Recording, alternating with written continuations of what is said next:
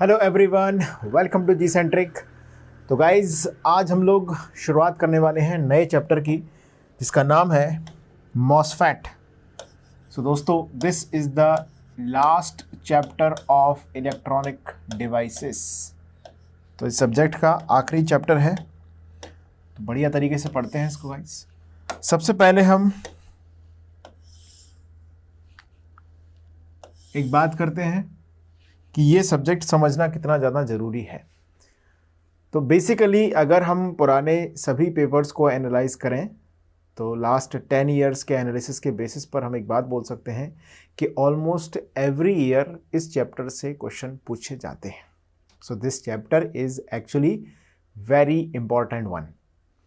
Okay, तो अभी तक हमने सेमीकंडक्टर से अपनी बात को कहना शुरू किया था, तो वहाँ तक डायोड, बीजेटी, इन सभी चीज़ों को आप सभी लोगों ने अच्छी तरीके से समझ लिया है। और अब एक आखिरी चैप्टर है तो इसको भी ढंग से पढ़ लेते हैं और पूरी इस सब्जेक्ट की जो कहानी है वो हमारी समाप्त हो जाएगी। बाकी आप प्रैक्टिस करते रहिएगा, रिवीजन करते रहिएगा रेगुलर, ये आपको करना ही होगा। सो गाइज शुरुआत कर लेते हैं। अच्छा, मॉसफेट, ये सेम हेडिंग हम एनालॉग इलेक्ट्रॉनिक्स में भी पढ़ते हैं। ओके, तो एनालॉग इलेक्ट्रॉनिक्स और यहाँ के मॉसफेट में क्या डिफरेंस है। बेसिकली एनालॉग में हम डिस्कस करते हैं सर्किट पार्ट, यानी कि मॉसफेट को अगर हम किसी सर्किट में अप्लाई कर दें तो वो किस तरीके से बिहेव करेगा, यानी कि अगर मॉसफेट को यूज़ करके एम्पलीफायर बनाने हो तो क्या क्या कंडीशंस होंगी, किस तरीके से करंट फ्लो होगा, वोल्टेज कैलकुलेशन होगी, गेन कैसे डिफाइन होगा, ये सारी चीज़ें कहाँ पढ़ी जाती हैं, एनालॉग इलेक्ट्रॉनिक्स में पढ़ी जाती हैं। अब उन सब चीज़ों को समझने के लिए बहुत ही बेसिक टाइप का एक स्ट्रक्चर हम एनालॉग इलेक्ट्रॉनिक्स में भी इस चीज़ का पढ़ते हैं। मॉसफेट का इंटरनल स्ट्रक्चर बहुत ब्रीफली समझते हैं, करंट किस तरीके से फ्लो होता है, कैरेक्टरिस्टिक्स क्या हैं उसके।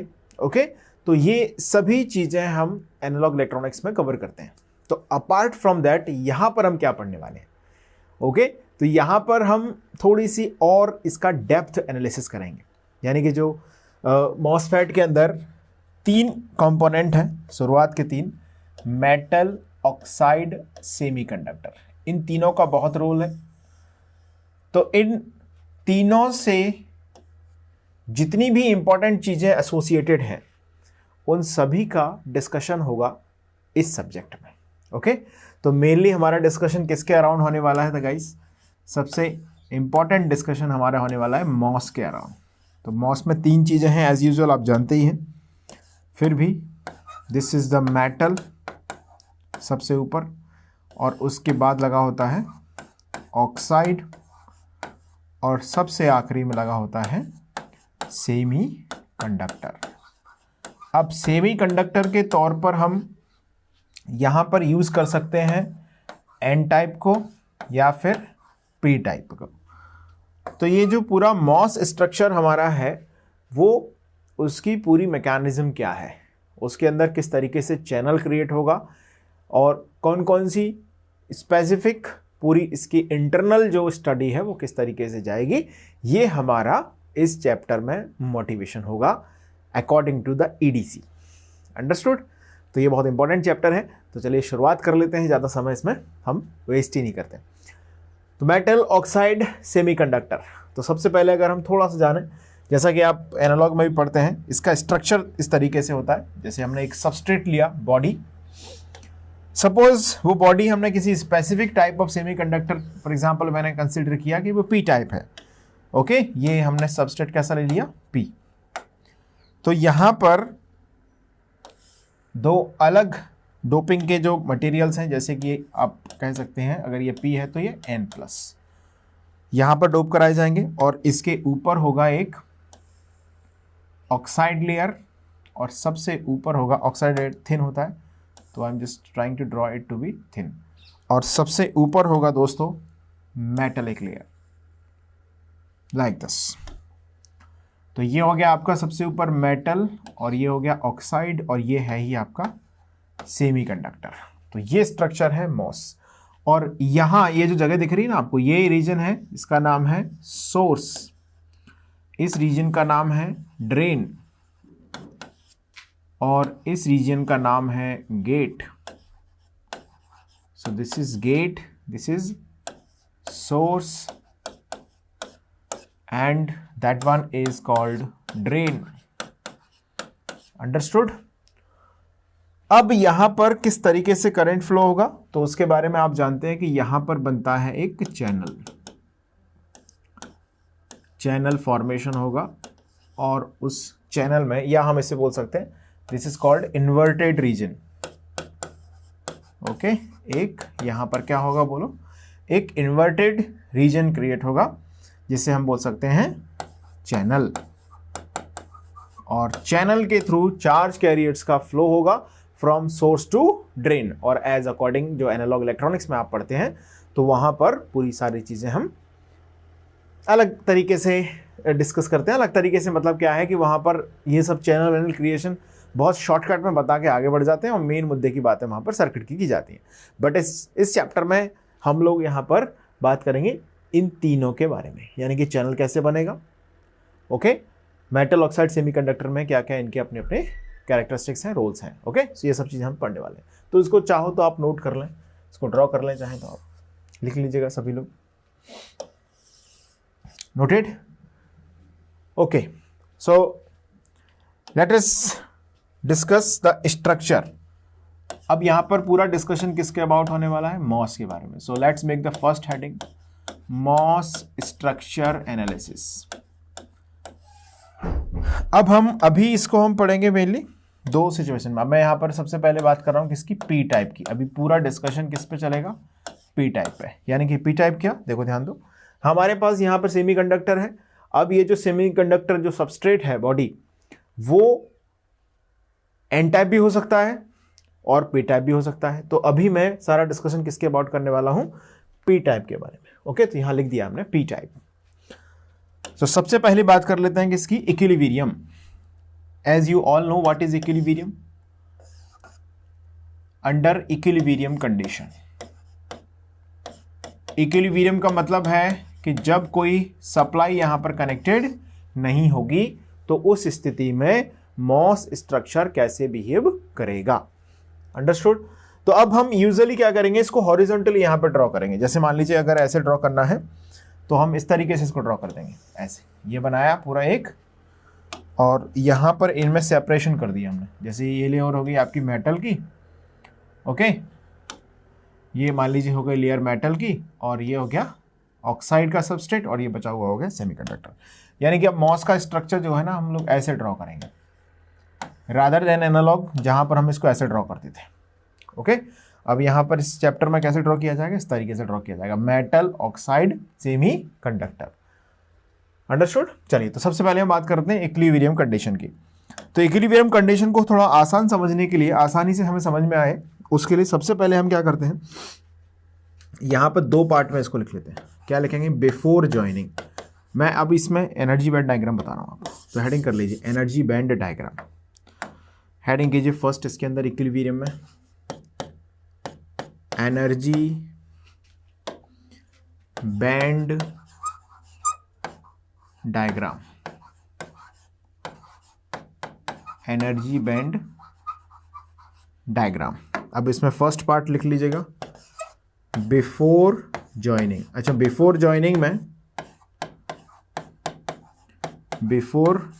में हम मेटल, ऑक्साइड और सेमीकंडक्टर इनके एनर्जी लेवल्स को रिप्रेजेंट कर देंगे, और जैसे आफ्टर ज्वाइन आप जब इनको ज्वाइन कर देते हैं तो उसके बाद वो किस तरीके से यहां पर फॉर्म होंगे ये हम यहां से आसानी से समझ पाएंगे. देखिए, चलिए, तो हेडिंग कर लिया होगा आपने before joining. Let us understand. तो तीन रीजन है गाइज एज यूजुअल. तो सबसे ऊपर मैं ड्रॉ कर रहा हूं किसको, वैक्यूम लेवल को. अच्छा, इसमें आपको थोड़ी सी समझ पता किसकी होनी चाहिए. एक सेगमेंट हम पढ़ते थे, आपको याद होगा, शॉटकी डायोड पढ़ रखा है मैंने, क्लास में डिस्कस किया हुआ है ना. तो जिन्होंने नहीं उसे अटेंड किया है तो शॉटकी डायोड आप बेहतर होगा कि आप उसे पहले पढ़ लें थोड़ा सा, है ना. शॉटकी डायोड का एनर्जी बैंड डायग्राम पर्टिकुलरली थोड़ा सा आइडिया रहेगा तो यू विल फील बेटर. तो सबसे ऊपर हम यहाँ पर ड्रॉ करते हैं कौन सा level, vacuum level. Vacuum level आप समझते हैं, वैक्यूम लेवल का मतलब है कि on the surface of metal electron reaches. जैसे मान लीजिए जो मेटल, पीस ऑफ मेटल है और उसके अंदर फ्री इलेक्ट्रॉन तो बहुत सारे हैं. ओके, तो क्या वो सभी इलेक्ट्रॉन सरफेस ऑफ मेटल पर है, नहीं, सरफेस ऑफ मेटल पर वो इलेक्ट्रॉन नहीं है. तो vacuum level is just like that कि electron reaches at the surface of metal. For example आप फॉर अंडरस्टैंडिंग आप ऐसा समझ सकते हो। तो सबसे पहले यहाँ पर कौन है, मेटल। मैं इस वैक्यूम लेवल को थोड़ा साइड में लिख देता हूँ, यहाँ लिख देते हैं वैक्यूम लेवल, थोड़ा छोटा करते हैं इसका। क्लियर है, ये वैक्यूम लेवल हो गया। जस्ट टू अंडरस्टैंड यहाँ लिख लेते हैं। अब ये पहला रीजन में बना रहा हूँ किसका, मेटल का, और दूसरा यहाँ पर कहीं ऑक्साइड, और आखिरी में सेमीकंडक्टर। अब ये देखो ये बिफोर जॉइनिंग है, तो चाहो तो आप इनको ना थोड़ा डिस्क्रीटली दिखा सकते हो कि भाई ये मेटल का हो गया और ये ऑक्साइड का हो गया, ये सेमीकंडक्टर का हो गया। क्लियर। चलिए अब आगे बढ़ते हैं थोड़ा सा।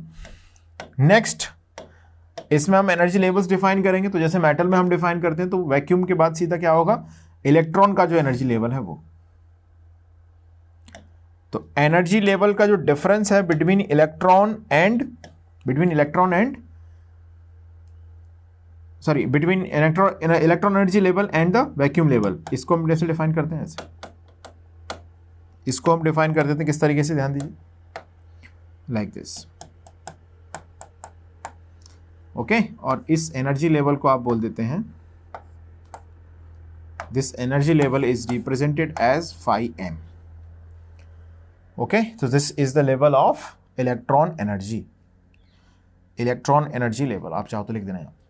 अब मैं यहां पर एक अजम्पशन लेके चल रहा हूं, प्री अजम्पशन, कि जो phi m है वो अगर किससे कम है, is less than phi s। अच्छा, ये phi m phi s क्या है, वर्क फंक्शन है, मेटल का वर्क फंक्शन। यानी कि मेटल के अंदर जो फ्री इलेक्ट्रॉन है, देखो ये किसका लेवल हो गया, लेवल ऑफ फ्री इलेक्ट्रॉन से। तो मेटल के अंदर जो फ्री इलेक्ट्रॉन है उनको अगर हम, ये शॉर्ट की डायोड में मैंने पढ़ाया हुआ है, बट मैं थोड़ा सा यहाँ पर ब्रीफली कनेक्ट करने के पर्पज से रिकॉल कर रहा हूँ, थोड़ा ध्यान दीजिएगा प्लीज। तो यहाँ पर मेटल के पास जितने फ्री इलेक्ट्रॉन हैं, अगर हम उनको phi m amount of energy दे देते हैं, तो वो सरफेस पर आ जाएंगे, यानी कि वो मेटल के कहाँ पहुँच जाएंगे, सरफेस पर जाके बैठ जाएंगे। समझ पाए आप? यानी कि अगर हम मेटल के फ्री इलेक्ट्रॉन्स को इतनी ऊर्जा दे देते हैं तो ये सरफेस पर आ जाएंगे। इसे हम बोलते हैं work function of metal. Understood? अच्छा, ऑक्साइड के अंदर एनर्जी गैप डिफाइन करें अगर हम in the sense of conduction band and balance band, तो मान लीजिए मैंने ये ड्रॉ कर दिया कि भाई ये है conduction band of oxide EC, और ये कहीं बहुत नीचे क्या होगा, इसका बैलेंस बैंड होगा। क्योंकि आप जानते हैं ऑक्साइड के अंदर एनर्जी गैप बहुत ज़्यादा होता है। तो मान लीजिए ये ऑक्साइड है फॉर एग्जांपल, तो ये ऑक्साइड के अंदर जो एनर्जी लेवल है वो क्या है, गैप बहुत ही ज़्यादा है। समझ पाए आप लोग? देखिए इस तरीके से, तो ये जो ऑक्साइड का एनर्जी लेवल है वो यहाँ पे मैंने दिखाया, एनर्जी गैप ऑफ ऑक्साइड। अभी हमने ज्वाइन नहीं किया, ध्यान रखना। अच्छा, मैं यहाँ पे क्या मान के चल रहा हूँ, phi m is less than phi s। अब बात कर लेते हैं किसकी, सेमीकंडक्टर की।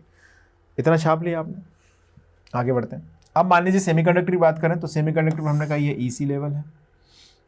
EC लेवल आप समझते हैं, minimum energy of conduction band. अच्छा, ये सेमीकंडक्टर कौन सा हमने माना है यहाँ पर, P टाइप का। एज यूजुअल हम क्या मान के चल रहे हैं अभी, P टाइप। तो P टाइप के अंदर अब यहाँ पे मैंने EC ड्रॉ कर लिया, अब यहाँ पे EV भी ड्रॉ कर लेते हैं। तो यहाँ पर सपोज समवेयर EV यहाँ पर होगा। तो गाइज ये हो गया कंडक्शन बैंड की minimum energy, and this is the EV, balance band की मैक्सिमम एनर्जी। और P टाइप है, तो जो फर्मी एनर्जी लेवल होगा वो कहाँ, किसके क्लोज होगा, क्लोज टू बैलेंस बैंड होगा। भाई साहब ये सारी चीजें चल रही हैं बिफोर ज्वाइनिंग। अभी मैं phi m is less than phi s consider करके चलो। अच्छा, what is phi s here, समझते हैं जरा, व्हाट इज phi s। तो ये जो डिफरेंस है ना E फर्मी और यहाँ से, ये जो डिफरेंस ऑफ एनर्जी आप देख रहे हैं, this is defined as phi s, like this. Okay, और यहाँ पर ये जो एनर्जी डिफरेंस है ये डिफाइन होता है कैसे, ये डिफाइन होता है गाइस चाई से। इसको हम बोलते हैं इलेक्ट्रॉन एफिनिटी। ओके, ये सब टर्म थोड़े हमने समझे हुए हैं ऑलरेडी, तो अभी हम इन पर फालतू स्ट्रेस नहीं देने वाले। इसको नोट कर लें आप। ये बैंड डायग्राम है इंडिविजुअल एलिमेंट्स का, यानी कि जो मेटल है उसके अंदर हम एनर्जी लेवल सिर्फ इलेक्ट्रॉन के तौर पर डिफाइन करते हैं। ओके, वहाँ पर कोई ज़रूरत नहीं है बैलेंस बैंड और कंडक्शन बैंड के कॉन्सेप्ट को लेके आने की। मेटल के अंदर सीधी सीधी हिसाब किताब ये है कि कुछ इलेक्ट्रॉन है फ्री, उनका एनर्जी स्तर ये है, अगर हम उनको और फ्री कर देंगे तो वो सीधा वैक्यूम लेवल यानी कि सरफेस ऑफ मेटल पर पहुंच जाएंगे। क्लियर? ऑक्साइड मटेरियल ऐसा है जिसके अंदर एनर्जी गैप बहुत ज़्यादा है, तो यहाँ पर जो इलेक्ट्रॉन है वो खूब प्रेजेंट है, यहाँ का डब्बा पूरी तरीके से खाली पड़ा हुआ है। तो ऑब्वियस है, यूजुअली हम ये मान के चलेंगे कि ऑक्साइड के अंदर कोई भी चार्ज कैरियर मौजूद नहीं है, फ्री चार्ज कैरियर कोई भी मौजूद नहीं है, यूजुअली हम ऐसा मान के चलेंगे। अभी हम लास्ट में पढ़ेंगे तो वहाँ पर कंसीडर करके भी देखा जाएगा, सो डोंट वरी, उससे मत घबराएं। अभी हम सिर्फ यही बात कर रहे हैं। दूसरा, मेटल जो है, सॉरी, जो सेमीकंडक्टर है वो हमने यहाँ पर लिया है पी टाइप का। अब पी टाइप के सेमीकंडक्टर के अंदर एज यूजुअल आप जानते हैं कि जो फर्मी एनर्जी लेवल है that is closer to EV. ये ईसी ड्रॉ किया, ये ईवी ड्रॉ किया, ये इसके पास होता है, और इस डिफरेंस को हम क्या बोलते हैं, फाई एस बोलते हैं। यहाँ तक की बात सभी को अच्छी तरीके से क्लियर होगी, कोई कंफ्यूजन की जैसी बात नहीं है। नोट कर लिया है आपने, इसको लिख लिया है सभी ने? चलिए लिखें। नाउ अगर हम इनको क्या करें, ज्वाइन करें। ये क्या है, बिफोर ज्वाइनिंग। अभी मैं आफ्टर ज्वाइनिंग वाला जो होगा उसको समझाता हूँ, पहले समझ लेते हैं फिर हम इसको ड्रॉ कर लेंगे। क्लियर? देखिए अब जरा ध्यान दीजिए प्लीज। जैसे ही हम इनको ज्वाइन करेंगे तो क्या होगा, देखो ये फाई एम यहाँ पर है, तो यहाँ के इलेक्ट्रॉन्स की एनर्जी ज़्यादा है कि नहीं?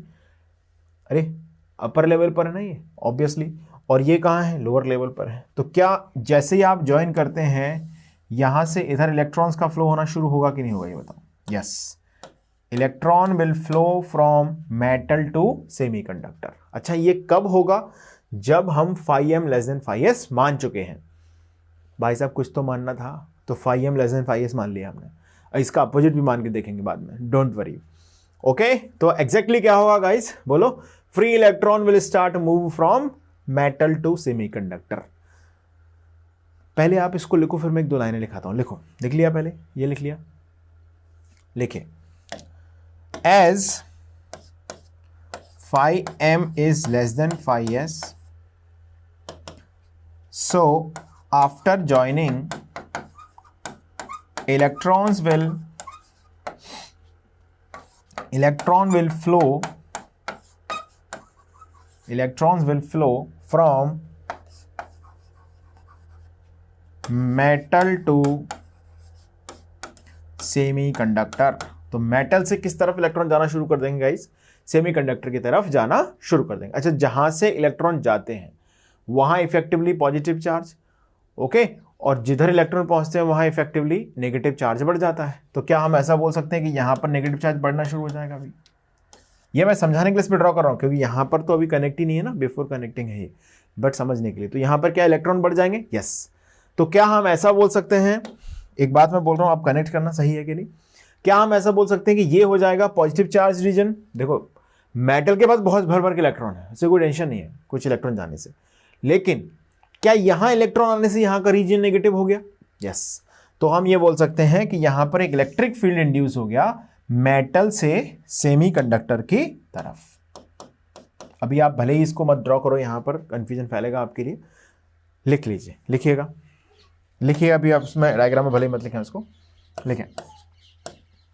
Due to the flow of electrons from metal to semiconductor, electric field will be induced about the MOS, MOS है ना, मेटल ऑक्साइड सेमीकंडक्टर। ऑक्साइड का तो कोई खास रोल है नहीं इसमें। About the MOS, which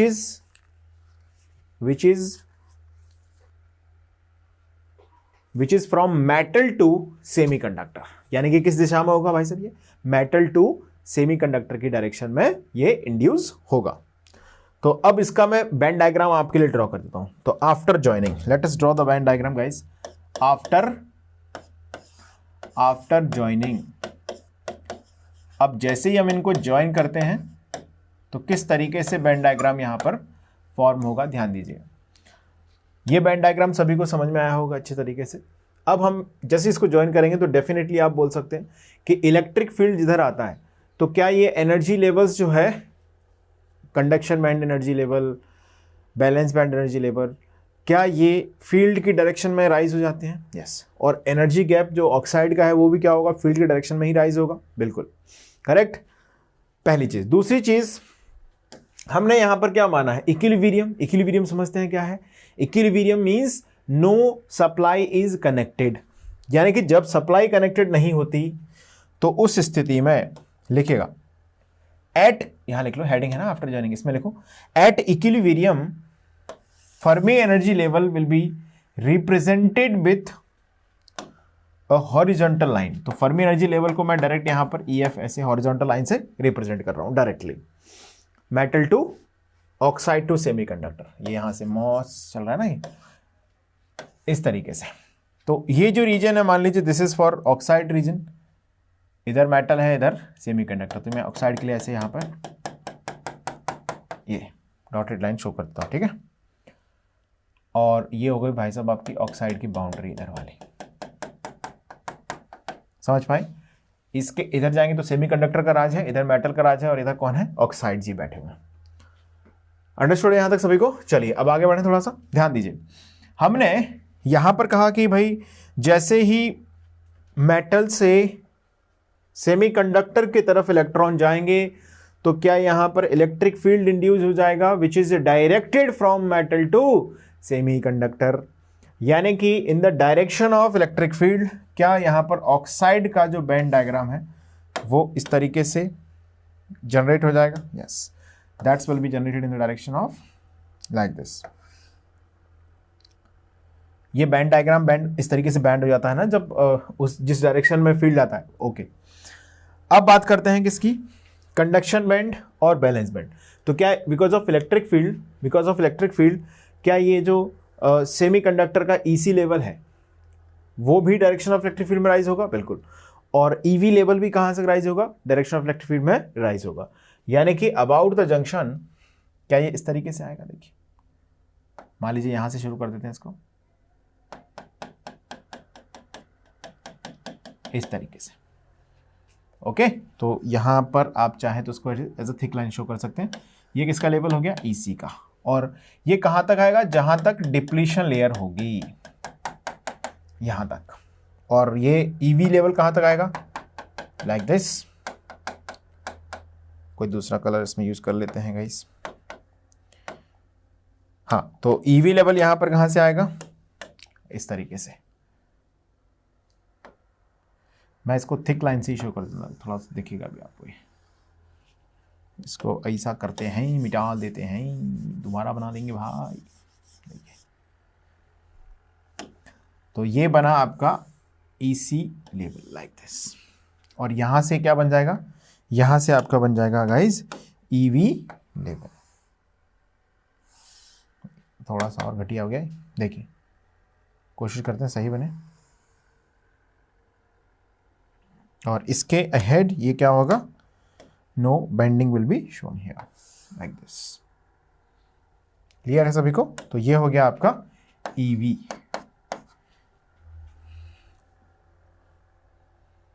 और ये जो रीजन आप देख रहे हो, this is the width of oxide reason.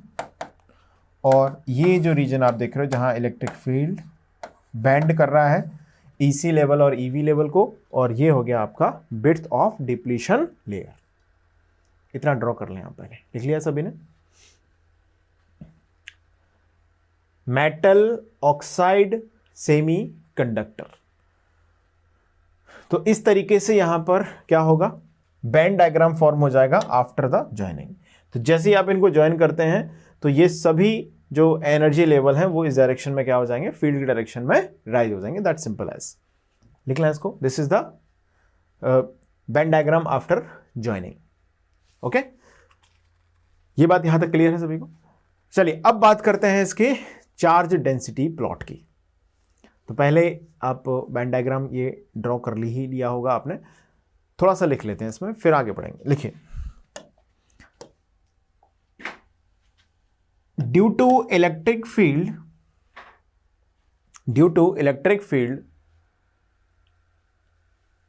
energy levels of the oxide will be banded such that it rises in the direction of electric field, and also EC, ये EC है ना, EC and EV of the semiconductor will also bended such that it also rises in the direction of electric field.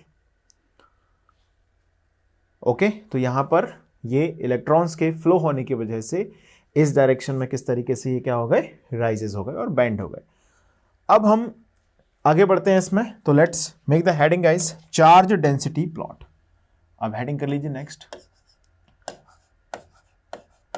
क्योंकि यहां पर depletion layer बनी है in the semiconductor side, तो अब इसका जो चार्ज डेंसिटी प्लॉट है वो ड्रॉ कर लेते हैं किस तरीके से फ्लो होगा. देखिए let's make the heading of charge density plot. देख मान लीजिए हमने ये कंसिडर किया, दिस इज द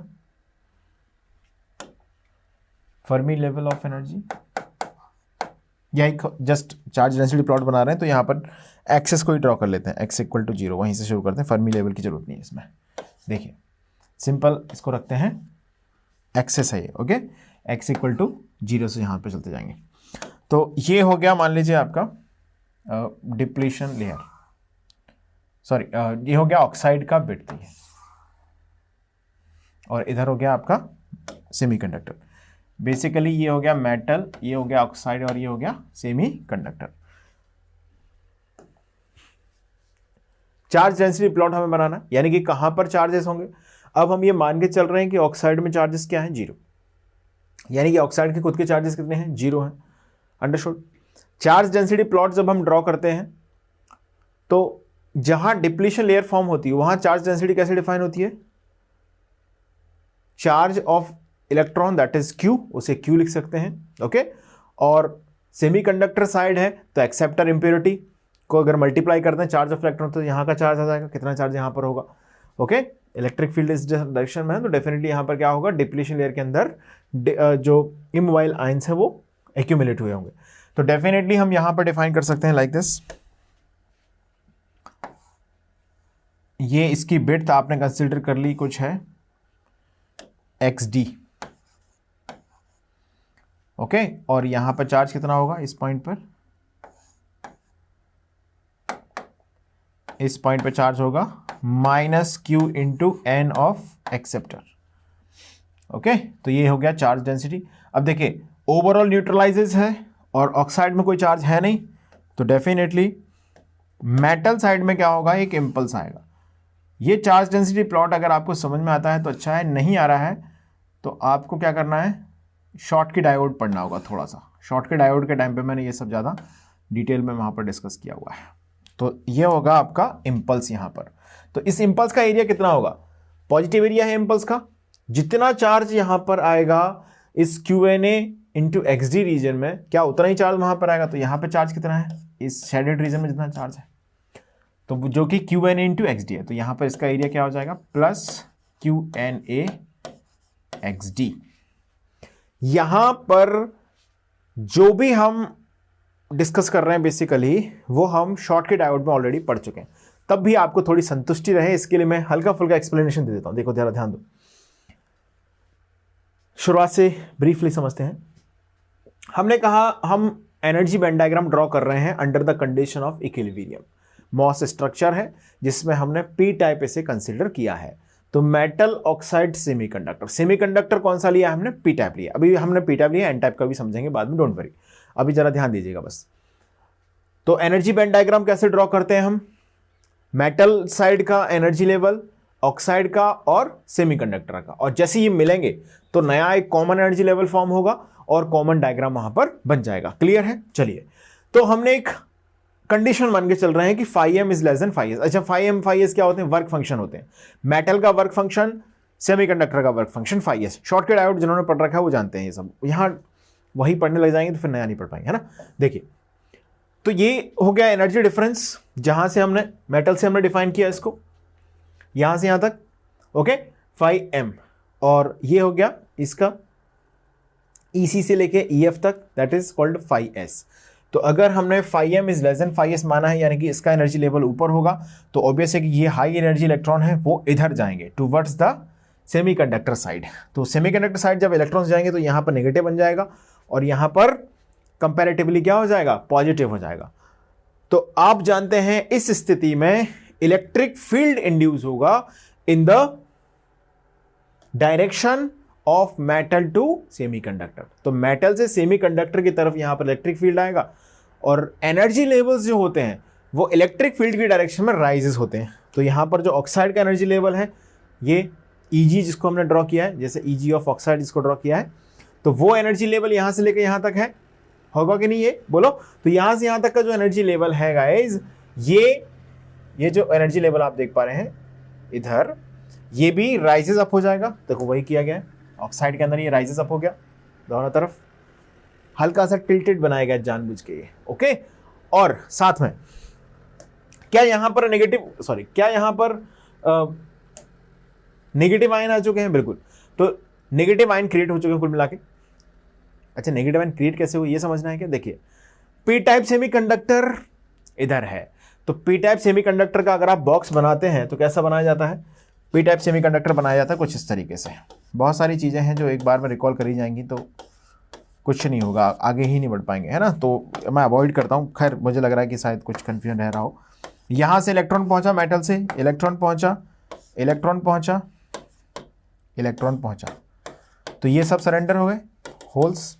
क्या बच गया यहाँ पर? आयंस बच गए, वो ये आयंस है। तो क्या इन आयंस की वजह से यहां पर डिप्लीशन लेयर बनेगी? यस, डिप्लीशन लेयर ऐसे तो बनती थी, एन साइड से इलेक्ट्रॉन पहुंच जाते थे, होल्स के साथ कंबाइंड हो जाते थे, तो उसके बाद इमोबाइल आयन बचते थे पी साइड में, वही तो डिप्लीशन लेयर है। तो एग्जैक्टली यहां पर भी वही होगा। इलेक्ट्रॉन मेटल से गए हैं बट जाएंगे तो सही, मेटल से इलेक्ट्रॉन पहुंचे इधर, तो जैसे ही इलेक्ट्रॉन पहुंचे तो क्या यहां पर बोरॉन आयन या एल्यूमिनियम जो भी हमने डोपिंग करी होगी, क्या उनकी इमोबाइल आयंस की लेयर बन जाएगी यहां? बिल्कुल। तो ये जो लेयर यहां पर फॉर्म हुई, ये जो यहां पर लेयर फॉर्म हुई, that is of immobile ion. तो इसकी वजह से यहां पर क्या बना? डिप्लीशन लेयर बना, डब्ल्यू डिप्लीशन। और EC और EV के जो एनर्जी लेवल्स हैं वो शुरुआत में हम पढ़ते थे सेमीकंडक्टर के टाइम पर कि इलेक्ट्रिक फील्ड की डायरेक्शन में ये राइज होते हैं, तो यहां पर इनको ऐसा दिखाया गया है, बढ़ रहे हैं इन the direction of electric field. तो डेफिनेटली इस रीजन में ही बात करी जाएगी। ये यहां तक बात सबको समझ में आ गई होगी। ये डिप्लीशन लेयर को शो कर रहे हैं यहां से। अब देखिए, तो डिप्लीशन लेयर बनी है तो उसकी बिड्थ भी होगी कुछ ना कुछ, तो ये बिल्कुल सिमिलर बिड्थ हम इस तरीके से डिफाइन करते थे डिप्लीशन लेयर पीएन जंक्शन से, आपको याद होगा। तो ये बन गई है भाई साहब आपकी depletion layer in the semiconductor side. अब ड्यू टू चार्ज न्यूट्रलिटी, आप जानते हैं कि मेटल साइड में तो डिप्लीशन लेयर बननी नहीं है, इनके पास तो खजाना है इलेक्ट्रॉन्स का। मेटल के पास, मेटल से कुछ इलेक्ट्रॉन चले जाएंगे तो वहां पर पॉजिटिव आयन थोड़ी आते हैं कि पॉजिटिव लेयर बन जाएगी, ऐसा कुछ नहीं होगा।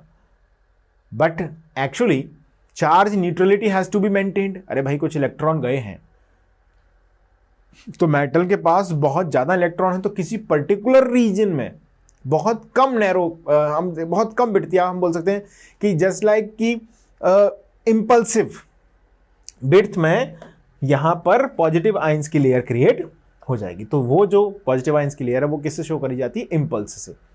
एरिया ऑफ इम्पल्स कितना होगा? Plus QNA/XD। इसका क्लियर कट आइडिया आपको मिलेगा शॉर्टकी डायोड में, ओके। तो प्लस QNA/XD, आपको ऐसा ना लगे कि ये चीज समझा ही नहीं रहे सर, बहुत सारी चीजें जो मैं ऑलरेडी बता चुका हूं, तो इसमें बार बार रिपीट करने रहने से समय खराब होगा। प्लस QNA/XD हो गया ये, और ये माइनस QNA/XD ये हो गया, ओके। तो this is the charge density plot that we have done here. अब यहीं पर मैं आज के डिस्कशन को रोक रहा हूं, मुझे आगे पढ़ाना है आपको इलेक्ट्रिक फील्ड का plot, understood. Electric field calculation सीखेंगे हम लोग, फिर हम बात करेंगे पोटेंशियल कैलकुलेशन, ओके। सो मिलते हैं अगली क्लास में। अभी ये टॉपिक यहीं पर होल्ड है, ओके। आगे की क्लास में हम इसके आगे डिस्कशन कंटिन्यू करेंगे। So that's all for the today's class. Thank you so much.